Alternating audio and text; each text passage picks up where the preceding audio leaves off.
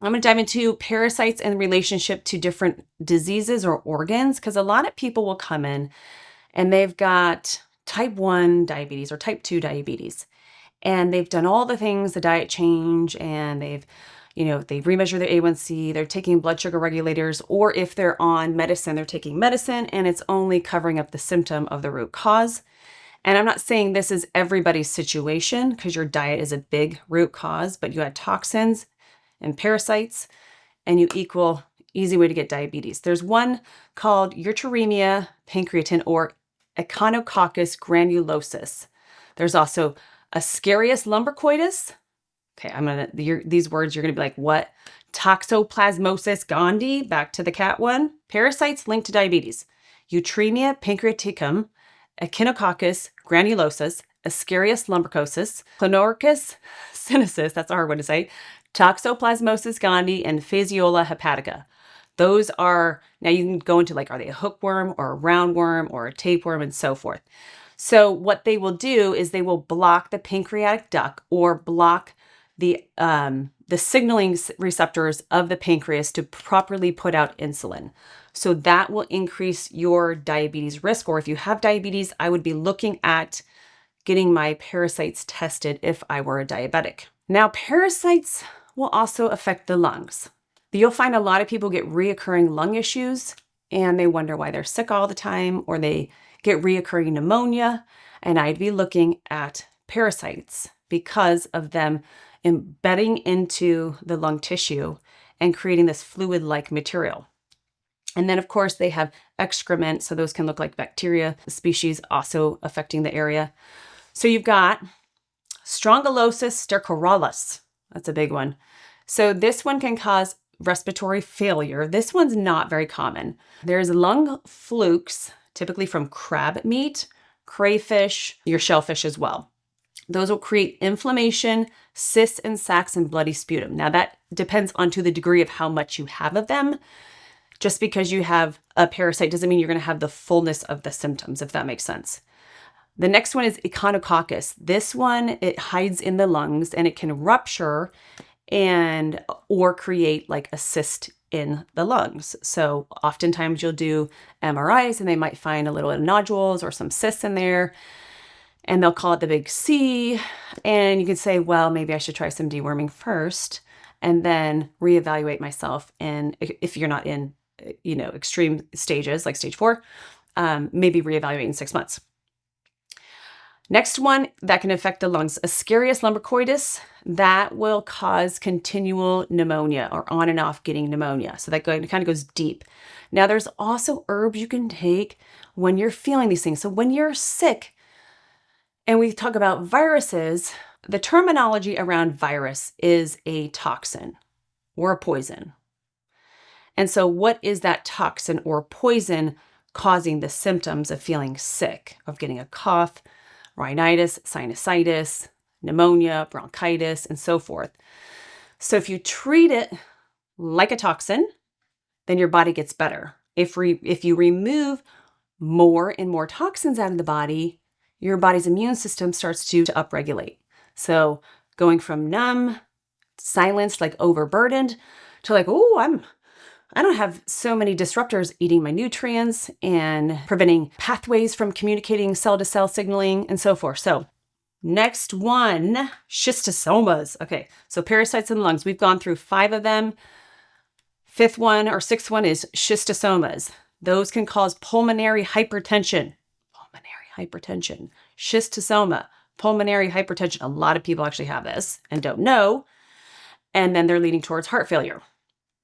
So you'd be looking at what types of dewormers help the schistosomas.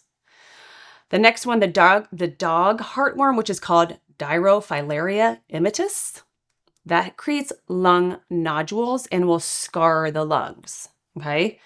Now, scarring can lead to long-term damage, which you can go back in and begin to heal after you've done some of the deworming. The dewormers won't necessarily heal the scar tissue, but there's herbs like lung formula from Barlow Herbals that I use all the time with lung patients, and it's a game changer.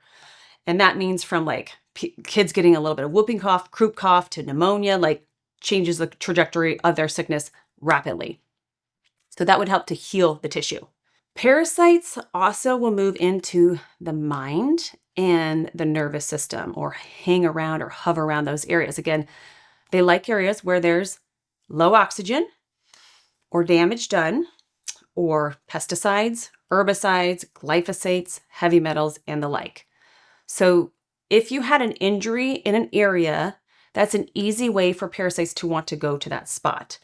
Or if you've had a overconsumption of a certain type of food that tends to affect an organ, like alcohol would affect the liver, you might want to pay attention a little bit more to your liver. And of course, it also affects the pancreas too. So you'd look at liver and pancreas.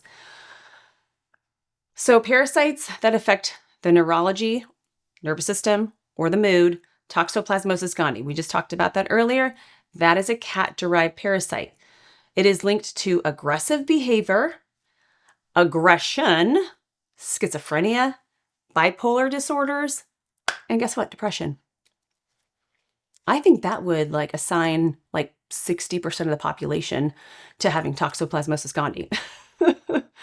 So if you've had a cat, evaluate yourself. And then I'll give you a cheat sheet that you guys can download the PDF on the dewormers. And I'll just do the classical, well-studied medical dewormers. So these are drugs that have been tested for a long time and what they treat. Okay. So you got Toxoplasmosis gondii, creates aggression, risk-taking. So let's start that again. So Toxoplasmosis will affect your mood, increases risk-taking, aggression, schizophrenia, bipolar disorder, and depression. That's a big one. Pork tapeworm, Tinea solium, big word. This one will create brain cysts. So if we can think about what brain cysts would do, it would cause dementia, anxiety, hallucinations, mood disorders, and so forth.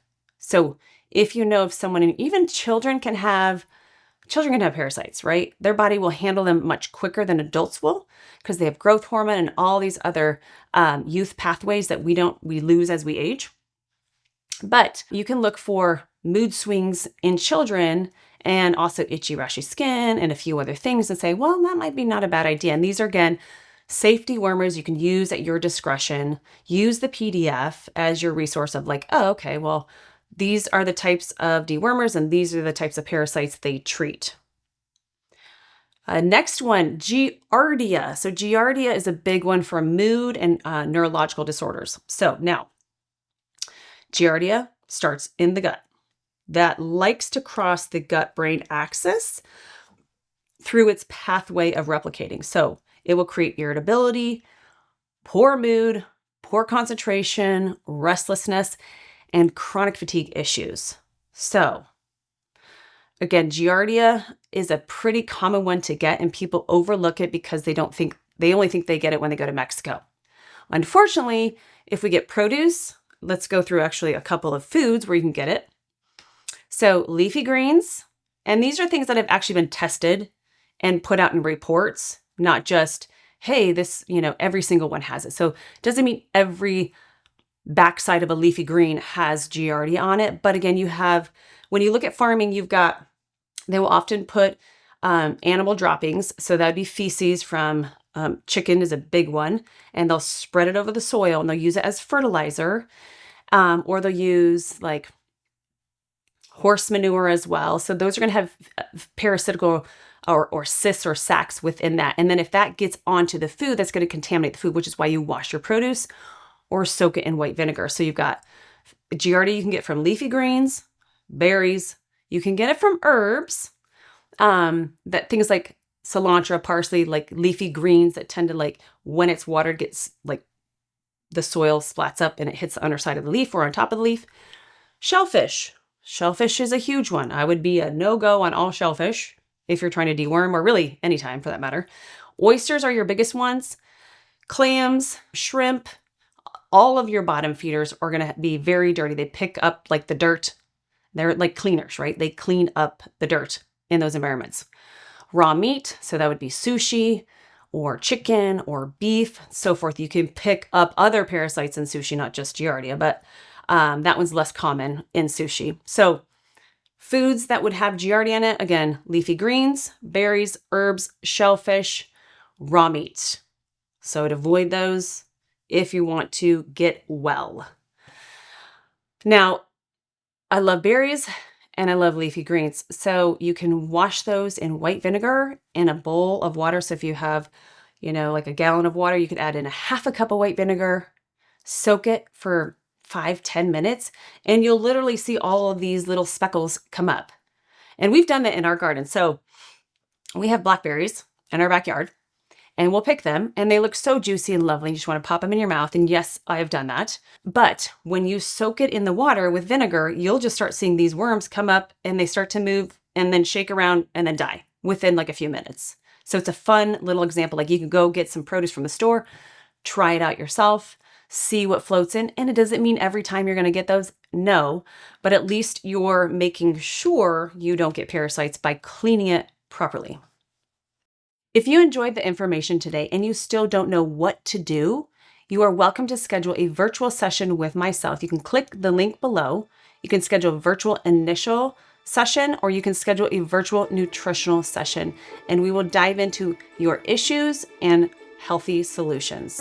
In the meantime, you're welcome to download the PDF that gives you the parasites and the dewormers to use for them. I hope you enjoyed this and have a blessed day.